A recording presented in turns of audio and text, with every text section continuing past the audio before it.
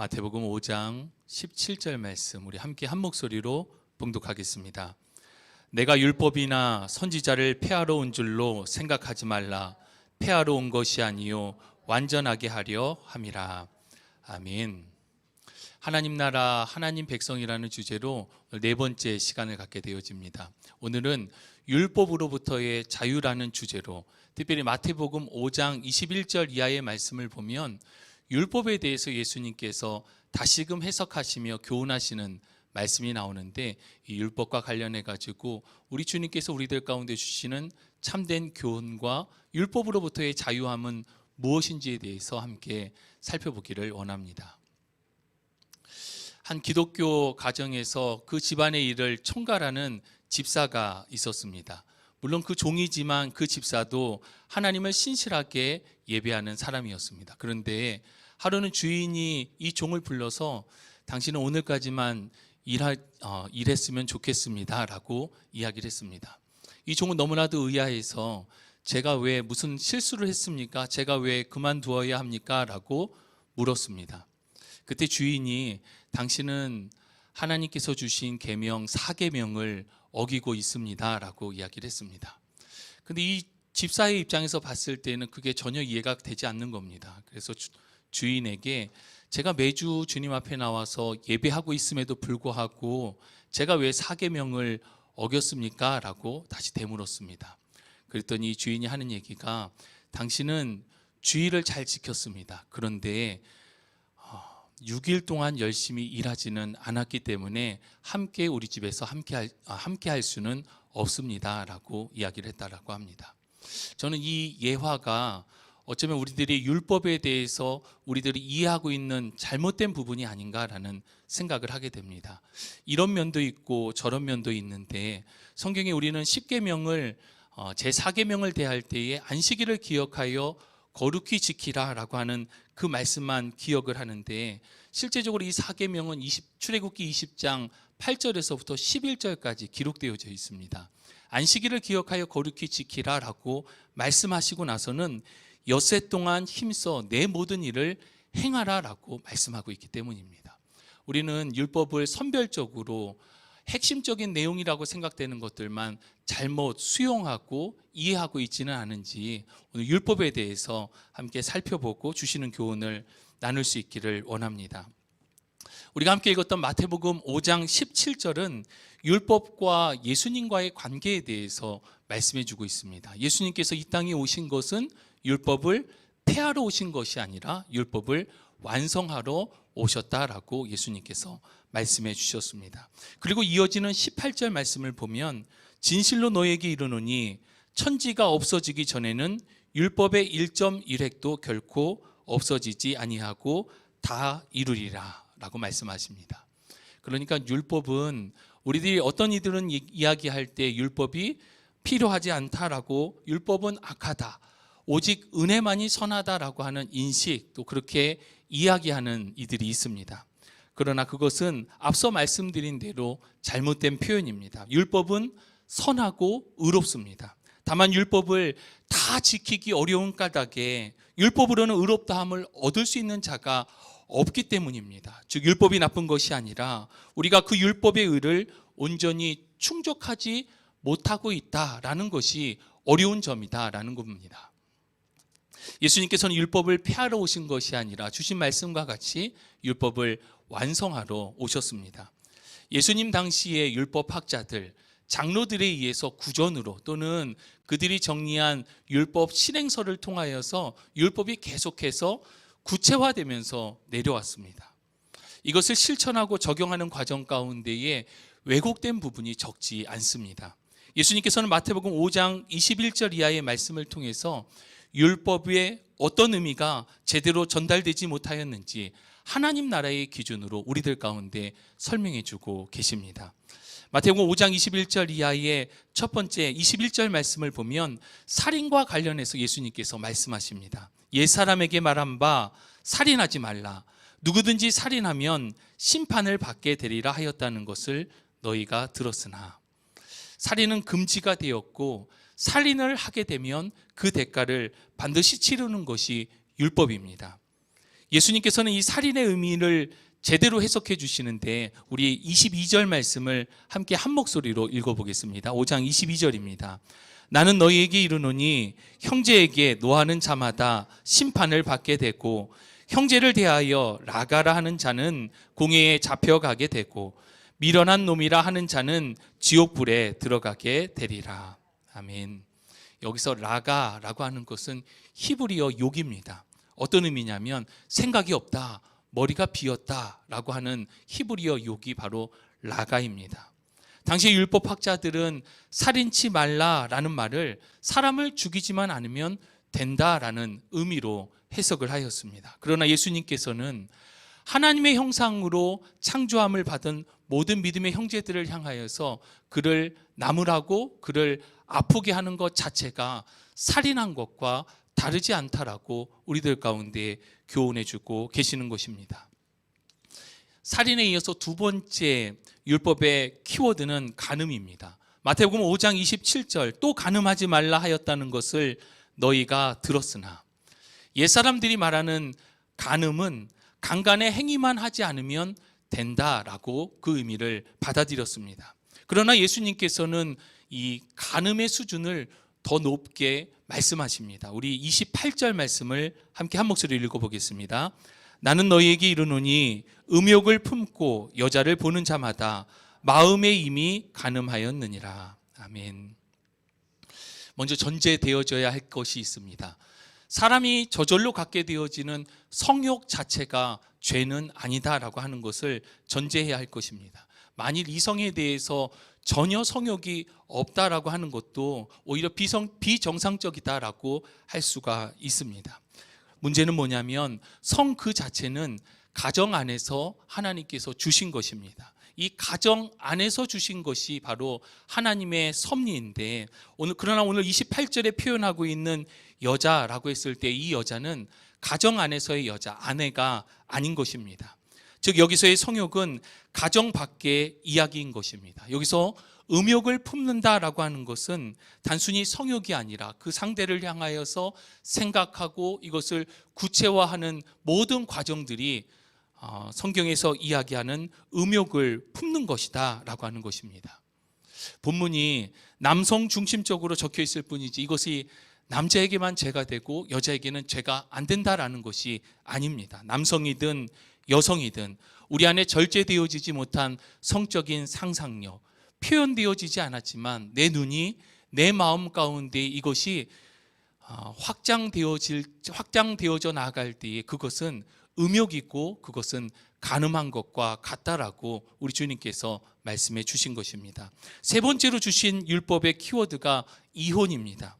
마태복음 5장 31절을 보면 또 일렀으되 누구든지 아내를 버리려거든 이혼 증서를 줄 것이라 하였으나, 모세의 율법에 따르면 남자가 아내와 헤어지는 방법은 이혼 증서를 써서 주는 것이면 충분했습니다.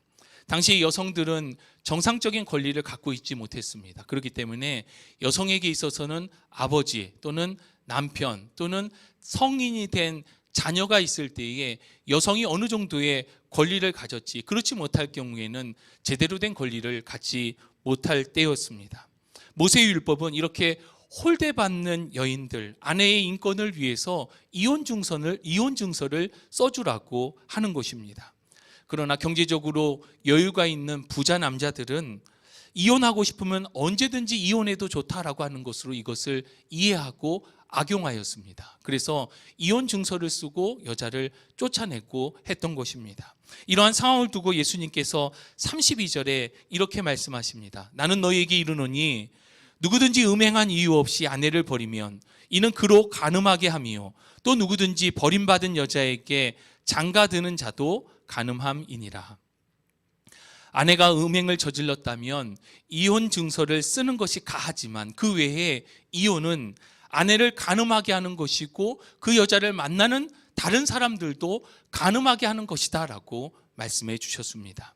예수님의 이 같은 말씀의 배경은 이혼 증서를 악용하는 율법에 대해서 여성의 권리를 보호하기 위함이셨습니다. 네 번째 주신 핵심 키워드가 맹세와 관련된 말씀입니다. 우리 마태복음 5장 33절, 34절 말씀을 함께 한 목소리로 읽겠습니다. 또 옛사람에게 말한 바 헛맹세를 하지 말고 내 맹세한 것을 주께 지키라 하였다는 것을 너희가 들었으나 나는 너희에게 이르노니 도무지 맹세하지 말지니 하늘로도 하지 말라. 아멘.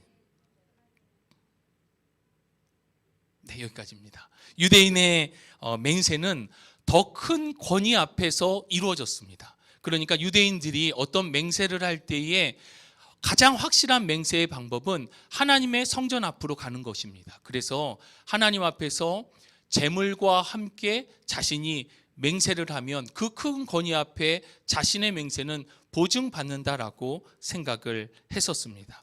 맹세의 권위를 위하여서 이렇게 제물을 바치면서 저 성전에서 드려졌는데, 시간이 지나면서 사람들이 성전 앞에서 맹세는 하는데 제물은 바치지 않는 것입니다. 그러자 종교 지도자들은 이러한 모습을 두고 이것은 헛된 맹세다라고 이야기를 하였습니다. 맹세의 권위를 위해서는 반드시 제물을 바쳐야 하고 많은 양을 바치면 더 큰 권위의 맹세이다라고 가르쳤던 것입니다. 만일 양 3마리를 바치겠다라고 맹세하였으면 그 맹세는 양 3마리를 바칠 때에 그 맹세가 유효하다라고 하는 것입니다. 이러한 유대 맹세 문화에 대해서 예수님께서 하신 말씀이 무엇입니까? 도무지 맹세하지 말지니라고 가르치고 계신 것입니다. 제사장들이 제물을 문제 삼아서 맹세를 강조하였다면 예수님은 인간이 하늘 곧 하나님 앞에서 어찌 하나님의 이름을 두고 맹세할 수 있느냐, 그것 자체가 옳지 못함에 대해서 말씀해 주고 있는 것입니다. 그러면 그렇다, 아니면 아니다 라고 이야기하는 것만으로 예수님께서는 충분하다라는 것입니다.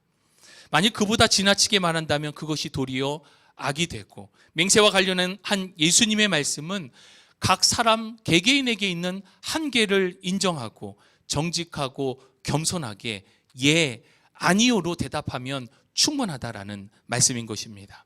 다섯 번째로 주신 키워드는 복수에 관한 말씀입니다. 우리 마태복음 5장 38절 42절 말씀입니다. 또 눈은 눈으로 이는 이로 갚으라 하였다는 것을 너희가 들었으나 나는 너희에게 이르노니 악한 자를 대적하지 말라. 누구든지 내 오른편 뺨을 치거든 왼편도 돌려대며 또 너를 고발하여 속옷을 가지고자 하는 자에게 겉옷까지도 가지게 하며 또 누구든지 너로 억지로 오리를 가게 하거든 그 사람과 심리를 동행하고 내게 구하는 자에게 주며 내게 꾸고자 하는 자에게 거절하지 말라. 아멘.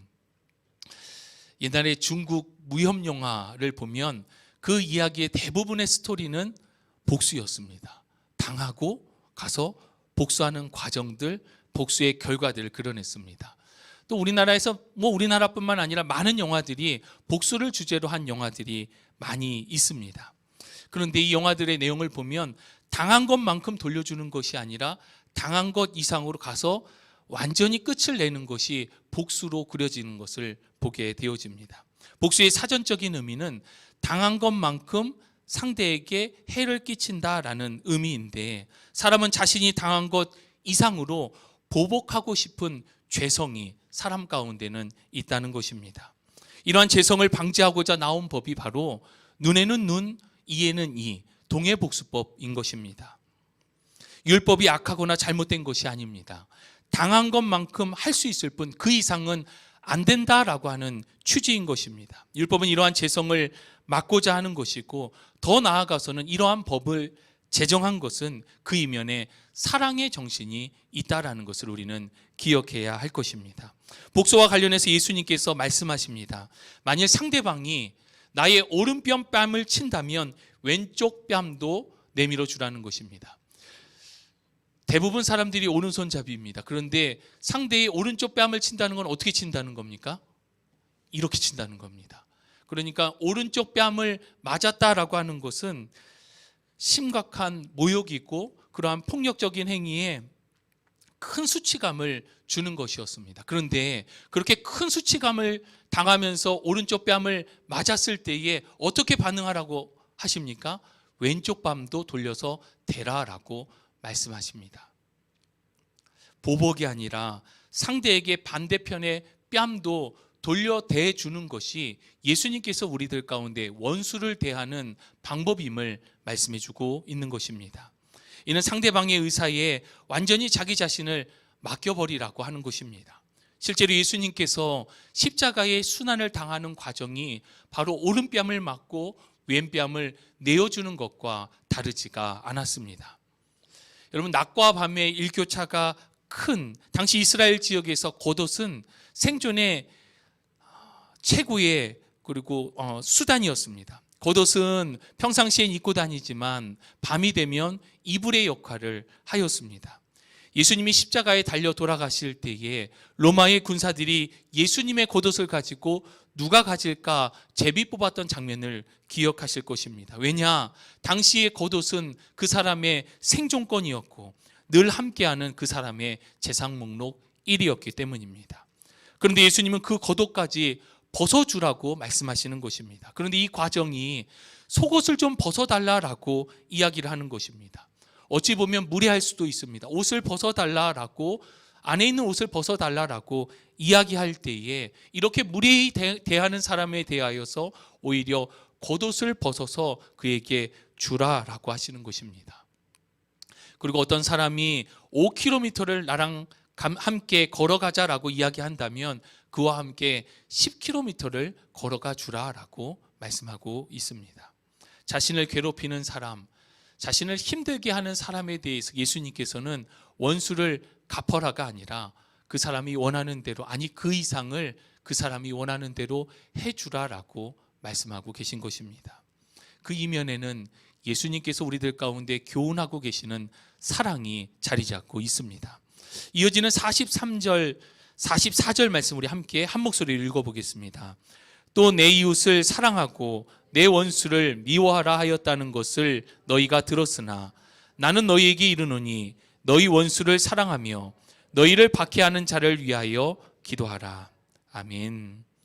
율법에서는 원수에게 당한 것만큼 그대로 해주면 된다라고 구약에서 말씀해 주셨습니다. 그러나 예수님의 가르침, 율법을 완성하러 오신 예수님께서는 원수를 사랑하라라고 하는 것이 율법을 완성하시는 예수님의 가르침입니다.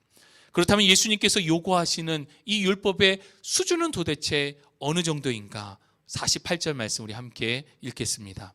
그러므로 하늘에 계신 너희 아버지의 온전하심과 같이 너희도 온전하라. 아멘. 구체적으로 하나하나 예수님께서 다 말씀하시진 않지만 이 구약의 핵심적인 키워드 몇 가지를 통하여서 예수님께서 가르치시고자 하는 그 기준이 어느 정도냐? 하나님께서 온전하심과 같이 너희도 하나님처럼 온전해야 된다라는 것입니다. 그런데 문제가 있습니다. 이것을 우리가 귀로 듣고 머리로는 알겠는데 실제로 사람들은 현재의 율법, 구약의 율법도 지키지 못해서 쩔쩔 매고 있기 때문입니다. 외형적인 항목의 율법도 지키기가 힘듭니다. 그런데 예수님께서는 외형적인 지키는 것 말고도 우리의 내면 가운데, 우리의 동기 가운데 그것도 하나님처럼 온전해야 한다라고 말씀하고 계신 것입니다. 그렇게 하지 않으면 결단코 하나님의 나라에 들 수 없다라고 하셨는데, 그럼 이 말씀대로라고 한다면 하나님 나라에 들 수 있는 사람은 아마도 없을 것입니다. 이를 해결하기 위해서 먼저 율법의 핵심, 즉 율법의 정신이 무엇인지에 대해서 우리가 다시금 살펴보아야 할 것입니다. 마태복음 22장 37절 40절 말씀입니다. 예수께서 이르시되 내 마음을 다하고 목숨을 다하고 뜻을 다하여 주 너의 하나님을 사랑하라 하셨으니 이것이 크고 첫째 되는 계명이요 둘째도 그와 같으니 내 이웃을 내 자신같이 사랑하라 하셨으니 이 두 계명이 온 율법과 선지자의 강령이니라. 아멘.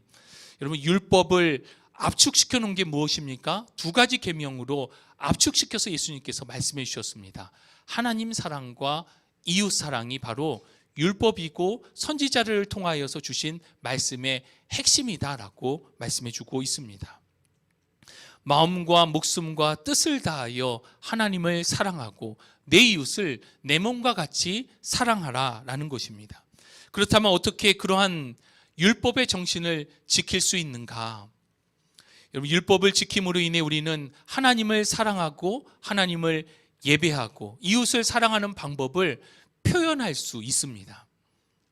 그런데 예수님은 율법을 강조하며 이를 지키기 위해서 애쓰고 있는 당시의 종교 지도자들, 서기관들과 바리새인들을 향하여서 회칠한 무덤과 같은 자들이다라고 오히려 강하게 책망하고 있음을 보게 됩니다. 회칠한 무덤이다라고 하는 것은 밖에서 보면 그럴듯해 보이고 깨끗해 보이지만 안에는 시신이 썩고 구더기가 나고 있는 상태를 이야기합니다.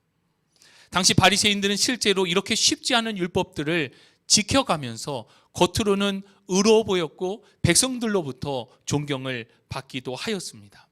그러나 정작 그들의 마음속에는 구더기가 들끓듯 하나님과 이웃을 향한 사랑 그 자체가 없었다라고 하는 것입니다. 다만 법을 위해 법을 지키면서 스스로를 의로운 자라 여겼습니다. 예수님께서는 이러한 서기관들과 바리새인들보다 더 의로워야 한다라고, 그들보다 더 의롭지 않으면 하나님 나라에 갈 수 없다라고 말씀해 주셨습니다. 우리는 여전히 어떻게 율법을 지킬 수 있는가라는 질문 앞에 있습니다. 하나님께서는 율법을 어긴 이스라엘 백성들을 향하여서 예레미야 선지자를 통해 새 언약을 약속해 주셨습니다. 예레미야 31장 31절로 33절, 여호와의 말씀이니라. 보라, 날이 이르리니 내가 이스라엘 집과 유다 집에 새 언약을 맺으리라. 이 언약은 내가 그들의 조상들의 손을 잡고 애굽 땅에서 인도하여 내던 날에 맺은 것과 같이 아니할 것은 내가 그들의 남편이 되었어도 그들이 내 언약을 깨뜨렸음이라. 여호와의 말씀이니라.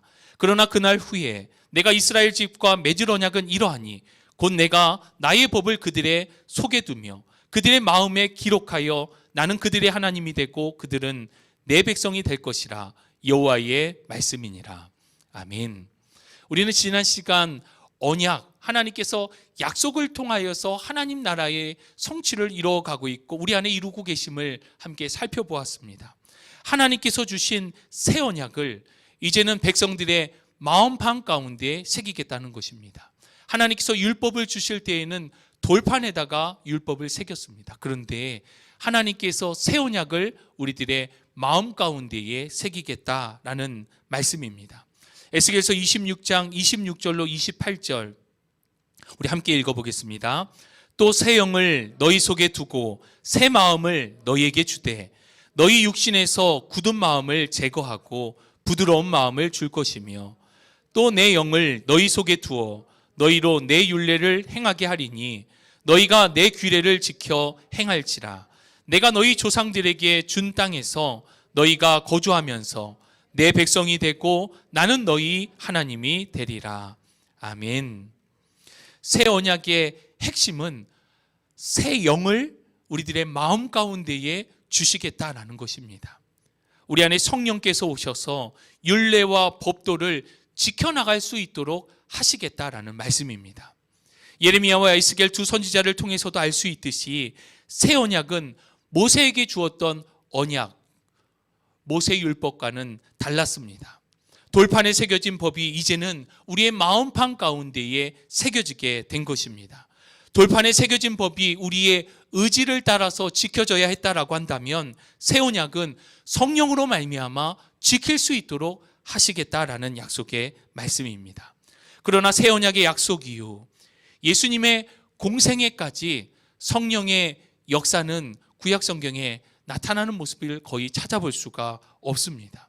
성령을 그 마음 가운데 주셔야 하는데 성령은 거룩한 영이시기 때문에 죄와는 함께할 수 없기 때문입니다. 기름과 물이 섞일 수 없듯이 빛과 어둠이 공존할 수 없듯이 거룩한 하나님의 영이 죄와 함께 있을 수는 없던 것입니다. 그렇습니다. 인간이 의로워지는 유일한 방법은 오직 하나님께서 우리를 깨끗게 하여 주시는 것뿐이었습니다. 결국 하나님께서는 우리의 죄 때문에 독생자 예수 그리스도를 이 땅 가운데 보내주시고 우리의 죄의 문제를 해결해 주시기 위해서 십자가의 죽으심으로 부활하심을 통하여서 우리들 가운데 있는 이 죄의 문제를 해결해 주셨습니다. 그리고 예수님께서 승천하시면서 제자들 가운데에 계속해서 말씀하시고 당부하셨던 것이 무엇입니까? 성령을 받으라라고 말씀하십니다.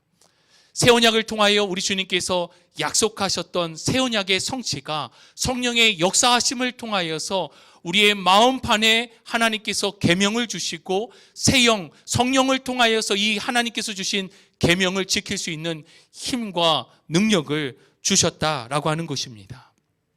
성령 하나님은 우리의 마음판에 새겨진 새 언약을 지키도록 하십니다. 로마서 8장 3절을 보면 율법이 육신으로 말미암아 연약하여 할 수 없는 그것을, 우리들의 육신이 연약하여서 우리가 할 수 없는 그것을, 로마서 5장 8절 말씀, 우리가 아직 죄인 되었을 때에 그리스도께서 우리를 위하여 죽으심으로 하나님께서 우리에 대한 자기의 사랑을 확증하셨느니라. 이처럼 그리스도가 죽은 이유는 우리가 연약하여서 율법을 지키지 못하는 죄인, 원수 되었을 때에 우리를 대신하여 예수께서 대신하여 죽으셨다는 것입니다. 로마서 8장 4절 말씀 우리 함께 한 목소리를 읽습니다. 육신을 따르지 않고 그 영을 따라 행하는 우리에게 율법의 요구가 이루어지게 하려 하심이니라. 아멘. 육신을 따를 수밖에 없는 자였지만 육신을 따르지 않는 것은 그 영, 성령을 따라 행하는 우리들 가운데에 이 율법의 요구를 이루어지게 하려 하심이다. 우리들 가운데 구약 성경에 이미 약속하셨던 이 새 언약의 성취가 성령의 역사하심을 통하여서 온전히 이루어지고 성취되어짐을 분명하게 말씀하십니다. 여러분, 다시 돌아가서 율법이 우리에게 요구하는 율법의 정신, 무엇을 우리들 가운데 요구하고 계십니까? 하나님 사랑과 이웃 사랑이 율법입니다. 예수 믿는 사람들은 성령을 쫓아 살면 율법이 요구하는 바를 이룰 수가 있습니다. 예수 그리스도를 믿음으로 말미암아 우리는 믿음 안에서, 그리스도 안에서 의인입니다. 이제 우리는 성령을 쫓아 하나님 사랑과 이웃 사랑을 실천하는 거룩한 삶을 살아가는 하나님의 백성입니다. 이것이 바로 성령 충만한 사람들의 특징인 것입니다. 그런데 예수 믿기 전에 우리들 가운데 있었던 옛 성품, 옛 자아, 그것이 그리스도 안에서 죽었음에도 불구하고 사탄은 계속해서 우리를 미혹하고 도전합니다. 우리 육신은 여전히 연약하고 유혹을 받을 때마다 과거 모습으로 돌아가려고 하는 성향들이 아직도 남아 있습니다. 자꾸 옛 성품의 죄를 짓게 되는 것입니다. 따라서 우리가 성령으로 충만하지 않으면 죄로부터 완전한 승리를 할 수 없다라는 것을 우리는 늘 고백하며 성령의 충만함을 구해야 하는 것입니다. 주 안에 사랑하는 여러분, 성령은 인격적인 하나님이십니다. 가끔 우리 자신들도 모르게 성령을 바람, 능력, 에너지와 같이 생각을 할 때가 있습니다. 그렇게 표현할 때가 있는데 그것은 절대 옳지 않습니다. 성령님 하고 부르면 바람처럼 쑥 들어왔다가 시간이 지나면 다시 쑥 빠져나가는 분이 아니라는 것입니다. 성령 하나님은 삼위일체 하나님으로서 인격적인 하나님이시기 때문입니다. 이러한 표현을 쓰는 게 좀 이상하게 들릴 수도 있겠지만, 제가 제 안에 제 아내로 충만합니다라고, 말이 좀 이상합니까? 제가 제 안에 제 아내로 충만합니다라고 이야기한다면 내가 사랑하는 여자는 내 아내밖에 없다라는 표현일 것입니다. 다른 어떤 여자가 이 안에 들어올 수 없다라고 하는 표현입니다. 만일 제 마음 가운데 다른 여자에 대한 마음을 둔다라고 한다면 제 아내로 충만하다라고 표현할 수 없다라고 하는 것입니다. 아내를 사랑하기에 다른 여자를 사랑하지 않는 것이, 아니 사랑할 수 없는 것이 바로 인격적인 관계인 것입니다. 이와 같이 성령 충만은 인격적인 관계라는 것을 우리는 반드시 기억해야 할 것입니다. 또한 성령 충만의 핵심은 하나님의 다스림 안에 있는 임마누엘입니다. 우리의 삶이 내면의 욕구와 본능, 옛 성품을 따라 살지 않고 계속하여 하나님의 다스림을 받는 것이 바로 성령 충만입니다. 우리가 계속해서 다루고 있는 하나님 나라, 하나님 백성으로 살아가는 것이 바로 성령 충만함이다라는 것입니다. 여기서 기억해야 할 것은 성령 충만은 단순히 은사 체험이 아니다라는 사실입니다. 방언, 치유와 같은 신비한 은사를 체험할 수 있고, 그러한 은사는 성령의 은사가 맞습니다. 그러나 그러한 은사가 성령 충만의 전부다라고 생각하는 것은 잘못된 것이다 라고 하는 것입니다. 성령님은 우리를 율법이 요구하는 하나님의 사람으로 만드십니다. 하나님을 전심으로 사랑하고 싶어하는 마음이 우리들 가운데 있다면 이는 성령께서 저와 여러분 우리들 가운데 주시는 마음입니다. 마치 굳어진 밭을 쟁기로 갈듯이 그 마음을 뒤집어 주시는 것도, 변하지 않을 것만 같던 그 사람이 변하지 않을 것만 같았던 내가 변화되어지는 것, 바로 그것이 성령의 역사인 것입니다. 나를 이유 없이 미워하고 힘들게 하는 이웃, 내 주변에 그런 사람들이 있다라고 한다면 참으로 힘들고 부담스러울 수밖에 없습니다. 때로는 울부짖을 때가 있고 또는 도망가고 싶을 때가 있을 수도 있습니다. 하나님, 나에게 계속하여 이렇게 힘들게 하는 사람을 내 옆에 왜 두십니까? 왜 사랑해야 합니까? 라고 우리는 반문할 수도 있을 것입니다. 그런데 성령은 그런 원수라 할지라도 사랑하라 라고 우리들 가운데 계속해서 말씀하시고, 우리의 마음 가운데 사랑하는 마음을 가져야 된다라고 우리들을 움직여 주시고 그렇게 사랑할 수 있도록 만들어 주시는 것입니다.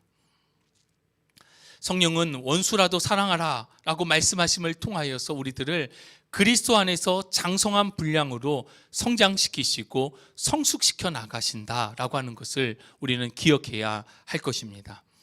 성경에 보니까 안식일 문제에 대해서 구약시대 장로들의 규정에 구체적인 항목들이 매우 세밀하게 정해져 있었습니다. 그렇게 정해진 규정, 곧 항목에만 집중하다 보니까 안식일은 그저 제도화된 법규가 되었습니다. 요한복음 5장 말씀을 보면 베데스다 연못에서 38년 동안 앉지도 일어나지도 못하는 누워 있었던 한 병자가 있었습니다.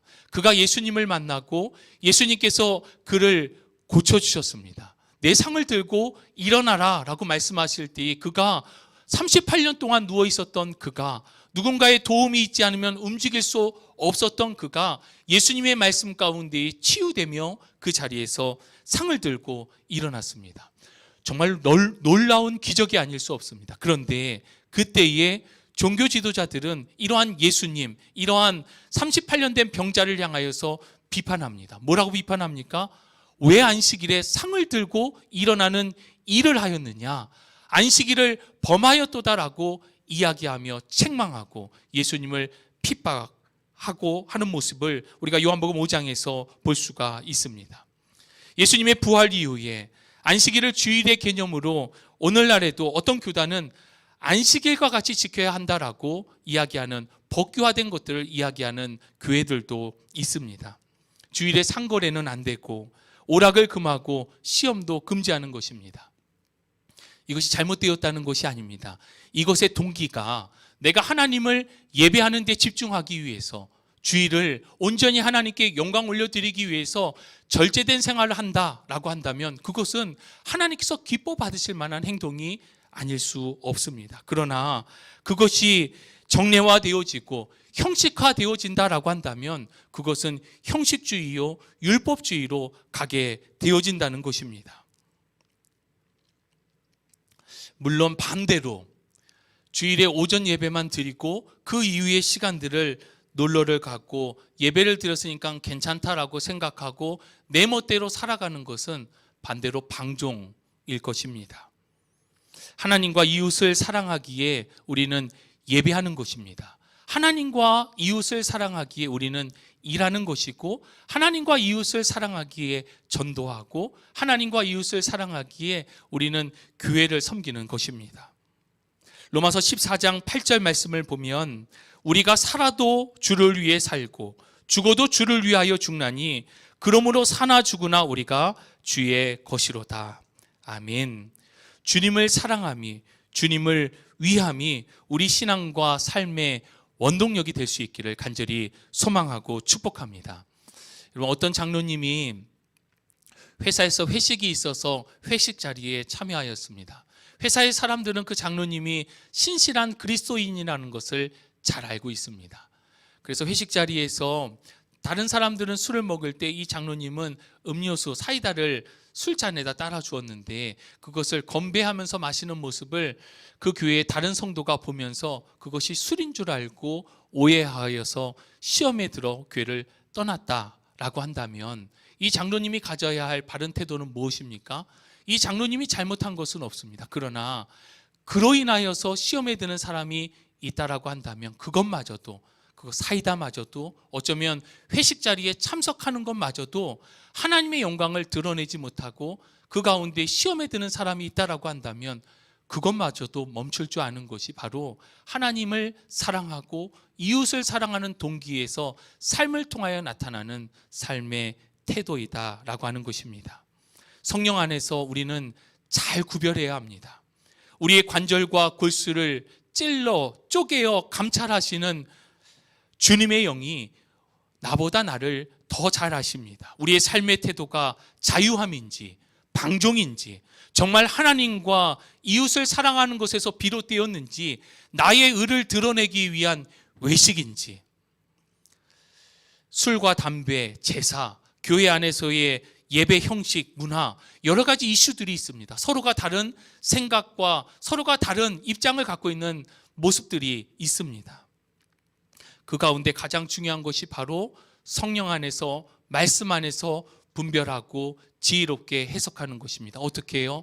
율법의 정신, 하나님 사랑, 이웃 사랑이라고 하는 분명한 기준 안에서 성령께서 우리들 가운데에 말씀하심을 따라서 주님의 뜻을 쫓아 행하는 것이 바로 하나님 나라, 하나님 백성의 선택과 삶이다라고 하는 것을 기억할 수 있기를 바랍니다. 하나님을 사랑하고 이웃을 사랑한다는 원칙이 우리의 행동을 결정해야 합니다. 그렇게 성령님을 쫓아 살아가면 율법의 요구를 이룰 수 있습니다. 이것이 율법으로부터의 진정한 자유함이며 하나님의 말씀에 대한 순종입니다. 하나님 나라, 하나님의 백성은 성령의 충만함 가운데 거하는 하나님의 다스림과 통치 가운데 있는 사람입니다. 늘 우리의 생각 가운데 하나님께서 기뻐하실 뜻이 무엇인지를 분별하며 이웃에게 세울 덕, 사랑이 무엇인지를 분별하며 하나님의 말씀, 율법 가운데 순종하는 삶을 살아가는 우리 모두가 될 수 있기를 주님의 이름으로 축복합니다.